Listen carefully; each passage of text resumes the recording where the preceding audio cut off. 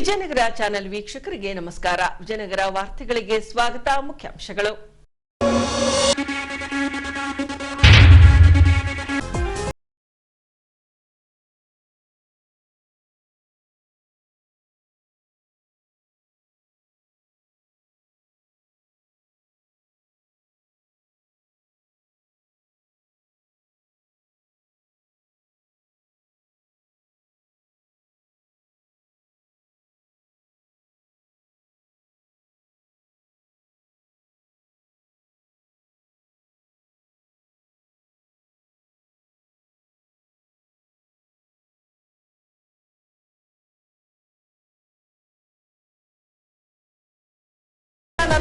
ವರ್ಷದ ಅಂಜಿನಪ್ಪ ಪತ್ತೆಗಾಗಿ ಪ್ರಕಟಣೆ ಹೊರಡಿಸಿರುವ ಪಟ್ಟಣ ಪೊಲೀಸ್ ಠಾಣೆ. ಈಗ ವಾರ್ತೆಗಳ ವಿವರ. ಕೊಡುಗೈ ದಾನಿ ಎಂದೇ ಕರೆಯಲ್ಪಡುವ ಮಾಜಿ ಸಚಿವ ಆನಂದ್ ಸಿಂಗ್ ರವರು ಚಿತ್ವಾಡ್ಗಿಯಲ್ಲಿ ಬನಶಂಕರಿ ದೇಗುಲ ನಿರ್ಮಿಸಲು ವೈಯಕ್ತಿಕ ಧನ ಸಹಾಯ ಕಲ್ಪಿಸಿದ್ದರು. ಹೀಗೆ ದೇಗುಲ ಪೂರ್ಣಗೊಂಡು ದಿನಾಂಕ 23ರಂದು ಮೂರ್ತಿಯನ್ನ ಪ್ರತಿಷ್ಠಾಪಿಸಿ ಭಕ್ತರ ಪೂಜೆಗೆ ಲೋಕಾರ್ಪಣೆಗೊಳಿಸಲಾಗಿ ಸಿದ್ದಾರ್ಥ್ ಸಿಂಗ್ ರವರು ದೇಗುಲಕ್ಕೆ ಭೇಟಿ ನೀಡಿ ಕ್ಷೇತ್ರದ ಒಳಿತಿಗಾಗಿ ಪ್ರಾರ್ಥಿಸಿದರು.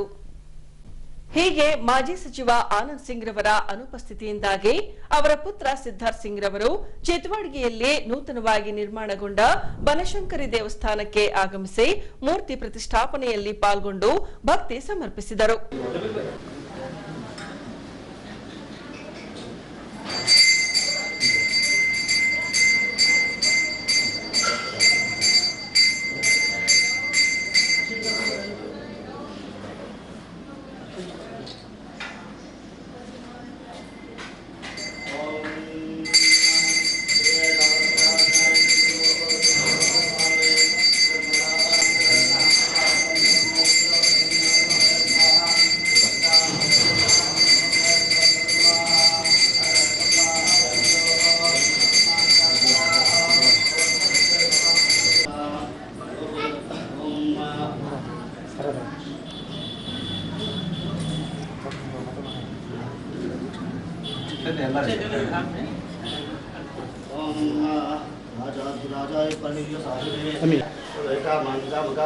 ಇನ್ನು ಈ ಹಿಂದೆ ಮಾಜಿ ಸಚಿವ ಆನಂದ್ ಸಿಂಗ್ ರವರು ತಮ್ಮ ವೈಯಕ್ತಿಕ ಧನ ಸಹಾಯದಿಂದ ದೇಗುಲದ ನಿರ್ಮಾಣ ಮಾಡಲಾಗಿ ಇಂದು ಮೂರ್ತಿ ಪ್ರತಿಷ್ಠಾಪನೆಗೊಳಿಸಿ ಭಕ್ತರ ಪೂಜೆಗೆ ಲೋಕಾರ್ಪಣೆಗೊಳಿಸಲಾಗಿದೆ.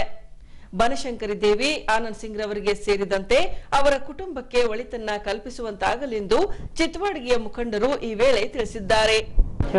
ಚಿತ್ತವಾಡಿಗೆ ಗ್ರಾಮದ ಸಂತಬೇಲೆ ಗ್ರಾಮದಲ್ಲಿರುವಂಥ ಶ್ರೀ ಬನಶಂಕರಿ ದೇವಿಯ ಒಂದು ನೂತನ ಕಟ್ಟಡ ಗುಡಿ ಉದ್ಘಾಟನೆ ಹಾಗೂ ಪ್ರತಿಷ್ಠಾಪನೆಯ ಕಾರ್ಯಕ್ರಮವನ್ನು ಈ ದಿನ ಹಮ್ಮಿಕೊಂಡಿದ್ವಿ.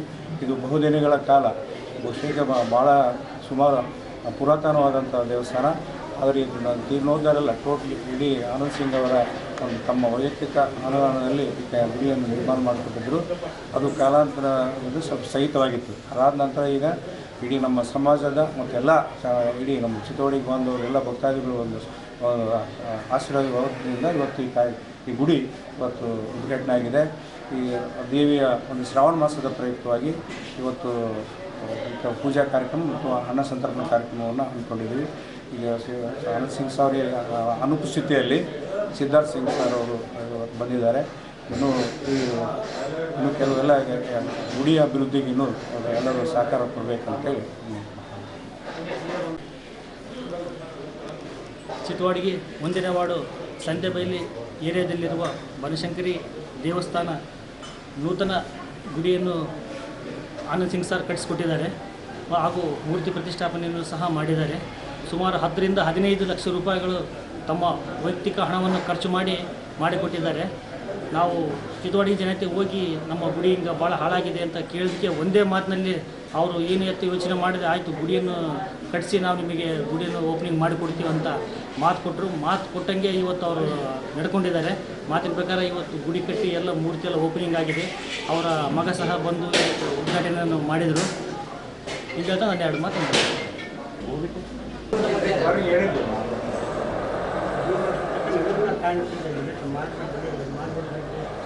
ಹಳೆ ಗುಡಿ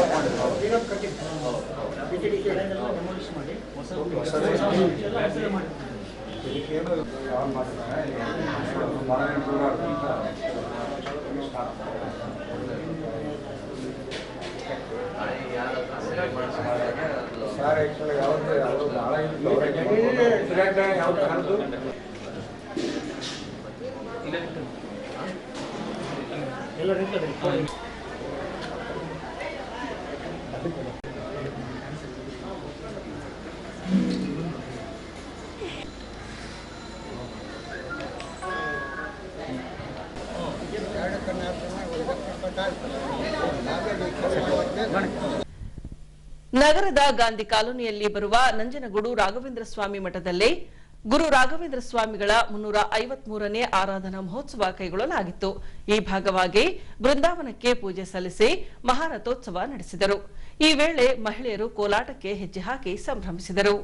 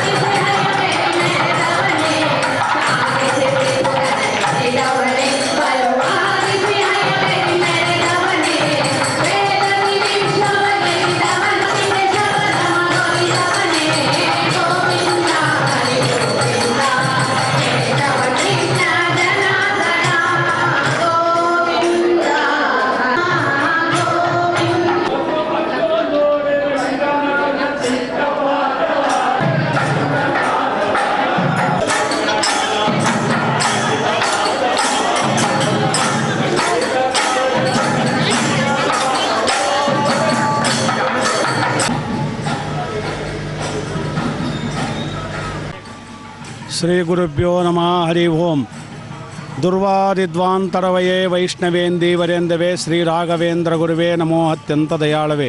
ಮೂಕೋಪಿ ಯತ್ ಪ್ರಸಾದೇನ ಮುಕುಂದಃ ಸೇನಾಯತೆ ರಾಜರಾಜಾಯತೆ ರಿಕ್ತೋ ಶ್ರೀ ರಾಘವೇಂದ್ರಂ ತಮಾಶ್ರಯ.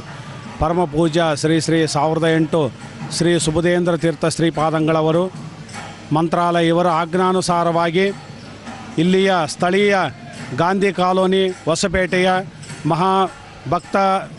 ಭಕ್ತರ ಸಹಕಾರದಿಂದ ದಿನಾಂಕ 20, 21, 22 ಈ 3 ದಿನಗಳ ಕಾಲ ಅತಿ ವಿಜೃಂಭಣೆಯಿಂದ ಶ್ರೀ ರಾಘವೇಂದ್ರ ಸ್ವಾಮಿಗಳವರ 353ನೇ ಆರಾಧನಾ ಮಹೋತ್ಸವವನ್ನು ನಡೆಸ್ತಾ ಇದ್ದೇವೆ.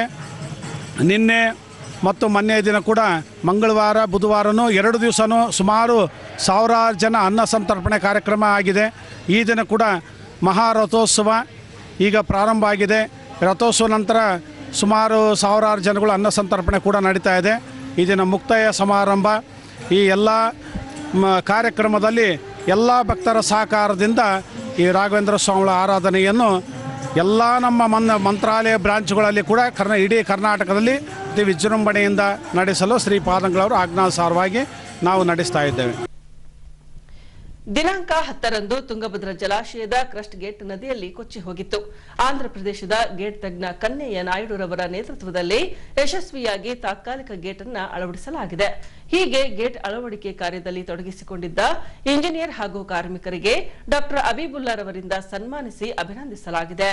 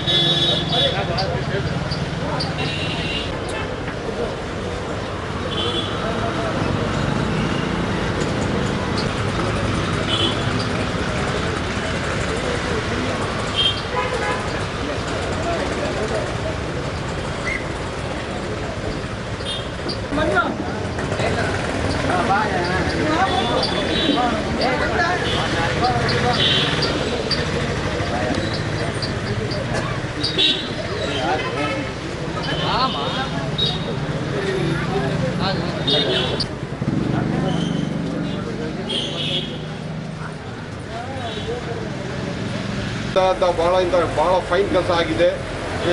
ನಾವು ಇವ್ರಿಗೆ ಇವತ್ತಿನ ದಿವಸ ಸನ್ಮಾನ ಮಾಡ್ತಾ ಇದ್ದೀವಿ. ಈ ಸನ್ಮಾನ ಅಂದರೆ ಒಂಥರ ಇದು ಕೊಡ್ತಾ ಇದ್ದೀವಿ. ನಮ್ಮ ಕಂಚಕಾಪೇಟೆ, ಇಡೀ ಕಂಚಕಾಪೇಟೆ, ಬಳ್ಳಾರಿ ರೋಡ್ ಸರ್ಕಲ್ ಅವರು ಇಬ್ಬರು ಬಳ್ಳಾರಿ ರೋಡ್ ಸರ್ಕಲ್, ಅದಕ್ಕಲ್ಲಿ ಇಲ್ಲಿ ಕರೆದಿದ್ದೀವಿ. ಏನು ತಿಳ್ಕೊಬೇಡ್ರಿ, ನೀವು ಅಲ್ಲಿ. ನಮಸ್ಕಾರ. ಇದು ಒಂದು ನಮ್ಮ ಅಮಿತ್ ಗ್ರೂಪ್ನವರು, ನಾರಾಯಣ ಇಂಜಿನಿಯರಿಂಗ್ ಗ್ರೂಪ್ನವರು ಮಾಡಿರೋ ಕೆಲಸ ಅದ್ಭುತವಾದ ಕೆಲಸ. ಯಾಕಂದ್ರೆ ರೈತರಿಗೆ ಎಷ್ಟು ಒಳ್ಳೆಯದಾಗಿದೆ ಅಂದರೆ ಅವರು ನಿಟ್ಟುಸಲು ಬಿಟ್ಬಿಟ್ರೆ ನಮ್ಮ ನೀರೆಲ್ಲ ಹೋಗ್ಬಿಡ್ತಾವೆ ನೋಡಪ್ಪ, ನಮಗೆ ಬೆಳಗ್ಗೆ ನೀರಿರಂಗಿಲ್ಲ ಹಂಗೆ ಹಿಂಗೆ ಅಂತಂದೇಳಿ ಭಾಳ ಪಶ್ಚಾತ್ತಾಪ ಪಟ್ಟಿದ್ರು. ಕೆಳಗಡೆ ಭಾಗದ ಏನೆಲ್ಲ ಕಂಪ್ಲಿ ಆ ಕಡೆ ಕುರುಗೋಡು ಆ ಕಡೆ ಭಾಗದಾಗ ನಮ್ಮದು ಭಾಳ ಮಂದಿ ಫ್ರೆಂಡ್ಸ್ ಇದ್ದಾರೆ. ಡೈಲಿ ಫೋನ್ ಮಾಡಿ ಕೇಳ್ತಿದ್ರು, ಏನಪ್ಪ ಏನಾಯಿತು ನಾವು ನಮ್ಮ ಸಸ್ಯ ಹಚ್ಚಿಬಿಟ್ಟಿದ್ದೀವಿ, ನೀರು ಆಗ್ತಾವಿಲ್ಲ ಒಂದು ಬೆಳಿಗ್ಗೆ ಆಗ್ತಾವಿಲ್ಲ ಅಂತಂದೇಳಿ. ಆದರೆ ಧೈರ್ಯ ಮಾಡಿ ನಮ್ಮ ಕುಂದಿಸೋದಕ್ಕೋಸ್ಕರ ಇವತ್ತು ಎಲ್ಲ ಅನುಕೂಲ ಆಗಿದೆ. ಜನರಿಗೆ ಭಾಳ ಒಳ್ಳೆಯದಾಗ ಕುಡಿಯೋ ನೀರಿಗೆ ಕೂಡ ಭಾಳ 4 ಜಿಲ್ಲೆಗಳು ಮತ್ತು ಆಂಧ್ರ ಪ್ರದೇಶಕ್ಕೆ ನೀರು ಹೋಗ್ತಿದ್ವಿ ನಮ್ಮ ತುಂಗಭದ್ರಾ ಡ್ಯಾಮ್ನಿಂದ. ಭಾಳ ತುಂಬ ಒಳ್ಳೆಯ ಕೆಲಸ. ಅವರು ಇನ್ನೂ ದೇವರು ಇನ್ನು ಅವ್ರ ಆಯುಷ್ಗಿಂತ ಇನ್ನೊಂದು 5 ವರ್ಷ ಜಾಸ್ತಿ ಮಾಡಲಿ ಅಂತಂದೇಳಿ ನಾನು ಅವ್ರನ್ನ ಬೇಡ್ಕೊಳ್ತೀನಿ. ಧನ್ಯವಾದಗಳು. ನಮಸ್ಕಾರ. ಭಾಳ ಸಂತೋಷದ ಸುದ್ದಿ. ಇವತ್ತು ನಮ್ಮ ವಿಜಯನಗರ ಡಿಸ್ಟಿಕ್ನಲ್ಲಿ ಇಂಥ 2 ಟೀಮ್ ಸೇರಿ ಒಂದು 19ನೇ TB ಡ್ಯಾಮನ್ನು ಅನಾಹುತ ಆಗಿದ್ದು ಗೇಟನ್ನು ದುರಸ್ತಿ ಮಾಡಿ ನಮ್ಮನ್ನು ಗೌರವ ತಂದುಕೊಟ್ಟ ತಂಡಕ್ಕೆ ನಾವು ನಮಸ್ಕಾರ ಮಾಡ್ತೀವಿ. ಯಾಕಂದರೆ ಇಂಥ ಕೆಲಸ ಮಾಡೋರು ವಿದೇಶದಿಂದ ಅಲ್ಲಿಂದ ಬಂದು ಕೆಲವು ಜನ ಹೇಳ್ತಿದ್ರು. ಈಗ ನಮ್ಮ ಕಣ್ಣಿನ ಮುಂದೆ ನಮ್ಮ ಮುಂದೆ ಇದ್ದವರೇ ತಂಡದವರು ಈ ಕೆಲಸ ಮಾಡಿ ಭಾಳ ಕಡಿಮೆ ಸಮಯದಲ್ಲಿ ನೀರೊಂದು ಭಾಳಷ್ಟು ನಮ್ಮ ನೀರು ಉಳಿಸಿದ್ದಾರೆ. ಅವರಿಗೆ ಧನ್ಯವಾದ ಅಂತ ಹೇಳ್ತೀನಿ. ಯಾಕಂದರೆ ಈ ರೀತಿ ಮಾಡೋರು ಭಾಳ ಕಡಿಮೆ ಇದ್ದಾರೆ. ಅವರು ಬರಬೇಕು, ಇವರು ಅಲ್ಲೇ ಸಮಯ ಹೋಗಿಬಿಡ್ತದೆ. ಅಂಥ ಕಡಿಮೆ ಸಮಯದಲ್ಲಿ ಒಂದು ಒಳ್ಳೆಯ ಕೆಲಸ ಮಾಡಿ ಒಳ್ಳೆಯ ನಿರ್ಧಾರ ತಗೊಂಡು ಮಾಡಿದ ತಂಡಕ್ಕೆ ಇವರಿಗೆಲ್ಲ ಟೀಮಿನವರಿಗೆ ನಮ್ಮ ವಿಜಯನಗರ ಎಲ್ಲ ಜನರ ಪರವಾಗಿ ನಾವು ಅವ್ರಿಗೆ ಧನ್ಯವಾದ ಅಂತ ಹೇಳಿ ಇವತ್ತು ಅವರಿಗೆ ಸನ್ಮಾನ ಕಾರ್ಯಕ್ರಮ ನಮ್ಮ ಡಾಕ್ಟರ್ ಹಬೀಬುಲ್ಲಾ ಸಾಹೇಬ್ ಅವರ ತಂಡದವರು ಇರ್ತಾರ ಅವ್ರಿಗೆ ಕೂಡ ಧನ್ಯವಾದ ಹೇಳ್ತೀನಿ. ಇನ್ನು ಮುಂದಿನ ದಿನಗಳಲ್ಲಿ ಅವ್ರ ದೇವರಿಗೆ ಇನ್ನೂ ಒಳ್ಳೆ ದೊಡ್ಡ ಕೆಲಸ ಮಾಡಲಿಕ್ಕೆ ಮುಂದೆ ಪ್ರಗತಿ ಹೊಸಪೇಟೆ ಮಾಡಲಿಕ್ಕೆ ಹೆಸರು ತರಲಿಕ್ಕೆ ಧೈರ್ಯ ತುಂಬಲಿ ದೇವರು ಅಂತ ಹೇಳ್ತೀನಿ. ಜೈ ಹಿಂದ್, ಜೈ ಕರ್ನಾಟಕ. ಹೊಸಪೇಟೆ ವಿಪ್ರ ಅಡುಗೆದಾರರ ಸಂಘ ರಚನೆಗೊಂಡು 3 ವರ್ಷ ಸಂದಿವೆ. ಈ ಭಾಗವಾಗಿ ನಗರದ ಉತ್ತರಾದಿ ಮಠದಲ್ಲಿ ವಾರ್ಷಿಕೋತ್ಸವ ಕೈಗೊಳ್ಳಲಾಗಿತ್ತು. 2 ದಿನಗಳ ಕಾಲ ನಡೆದ ಈ ಕಾರ್ಯಕ್ರಮದಲ್ಲಿ ಕಲಾ ತಂಡಗಳಿಂದ ಭರತನಾಟ್ಯ ನೃತ್ಯ ಪ್ರದರ್ಶನ ನಡೆಸಿಕೊಡಲಾಯಿತು.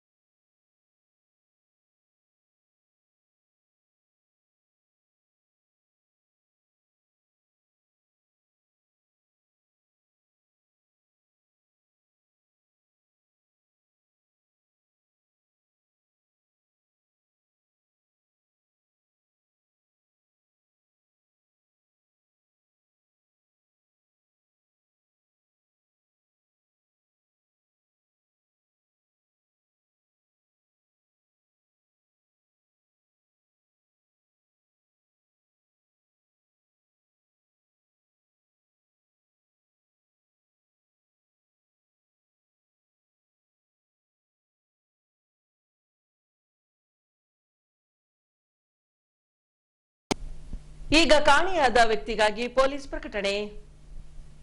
ಈ ಭಾವಚಿತ್ರದಲ್ಲಿರುವ 45 ವರ್ಷ ವಯೋಮಾನದ ಅಂಜಿನಪ್ಪವೆಂಬ ವ್ಯಕ್ತಿ ದಿನಾಂಕ 18ರಿಂದ ಕಾಣೆಯಾಗಿದ್ದಾನೆ. ಈ ಮೊದಲು ಕುಡಿತಕ್ಕೆ ದಾಸನಾಗಿದ್ದ ಈ ವ್ಯಕ್ತಿ ಕಳೆದ 3 ತಿಂಗಳಿಂದ ಕುಡಿತವನ್ನ ಬಿಟ್ಟಿದ್ದನೆಂದು ಹೇಳಲಾಗಿದೆ. ವಾಲ್ಮೀಕಿ ಜನಾಂಗಕ್ಕೆ ಸೇರಿರುವ ಅಂಜಿನಪ್ಪನಿಗೆ ಕನ್ನಡ ಭಾಷೆ ಬಿಟ್ರೆ ಬೇರಾವ ಭಾಷೆಯೂ ಬರೋದಿಲ್ಲ. ಹಾಗಾಗಿ ಈ ವ್ಯಕ್ತಿ ಯಾರಿಗಾದರೂ ಕಂಡು ಬಂದಲ್ಲಿ ಸಮೀಪದ ಪೊಲೀಸ್ ಠಾಣೆಗೆ ಮಾಹಿತಿ ರವಾನಿಸುವಂತೆ ಹೊಸಪೇಟೆ ಪಟ್ಟಣ ಪೊಲೀಸ್ ಠಾಣೆಯಿಂದ ಸಾರ್ವಜನಿಕ ಪ್ರಕಟಣೆ ಹೊರಡಿಸಲಾಗಿದೆ. ಈಗ ಮತ್ತೊಂದು ಪೊಲೀಸ್ ಪ್ರಕಟಣೆ. ಎಷ್ಟೇ ಹಳೆಯ ಬಂಗಾರವಿರ್ಲಿ, ಪಾಲಿಶ್ ಮಾಡಿದ ಮೇಲೆ ಹೊಸದೇ ರೀತಿಯಲ್ಲಿ ಕಾಣ್ತದೆ ತಾಯಿ ನೋಡಿ.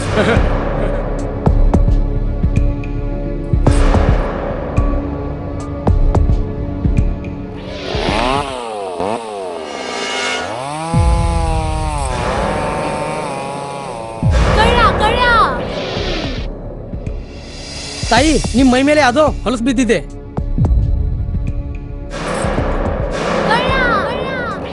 ಇಲ್ಲಿ ತಾಯಿ, ನಾನು ಪೊಲೀಸ್. ಅಲ್ಲಿ ಮುಂದೆ ದಾರಿಲಿ ದೊಡ್ಡ ಗಲಾಟೆ ಆಗಿದೆ. ಮತ್ ನೀವು ಇಷ್ಟೆಲ್ಲ ಒಡವೆ ಹಾಕೊಂಡು ತಿರುಗಾಡ್ತಾ ಇದ್ದೀರಾ. ಈ ಒಡವೆಗಳನ್ನ ಈ ವಸ್ತ್ರದಲ್ಲಿ ಕಟ್ಟಿ ಪರ್ಸ್ನಲ್ಲಿ ಇಡಿ. ಹಾಕಿ ಪರ್ಸ್ನಲ್ಲಿ ಇಡೋಣ.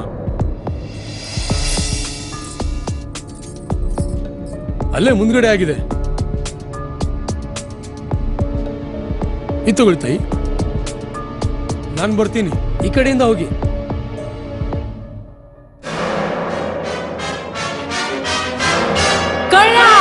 ಇಂತಹ ಮೋಸದ ಸಂಗತಿ ನಿಮಗೂ ನಡೆಯಬಹುದು. ತಮ್ಮ ಬೆಲೆ ಬಾಳುವ ಒಡವೆ ಆಭರಣ ವಸ್ತುಗಳನ್ನು ಎಚ್ಚರಿಕೆಯಿಂದ ಕಾಪಾಡಿ. ಯಾವುದೇ ಮಾತುಗಳಿಗೆ ಮರುಳಾಗಬೇಡಿ. ಸಂಶಯಾಸ್ಪದ ರೀತಿಯಲ್ಲಿ ಯಾರಾದರೂ ಕಂಡು ಬಂದರೆ ಸಮೀಪದ ಪೊಲೀಸ್ ಠಾಣೆಯನ್ನು ಸಂಪರ್ಕಿಸಿ. ಈಗ ಕೊನೆಯಲ್ಲಿ ಮತ್ತೊಮ್ಮೆ ವಾರ್ತೆಗಳ ಮುಖ್ಯಾಂಶಗಳು.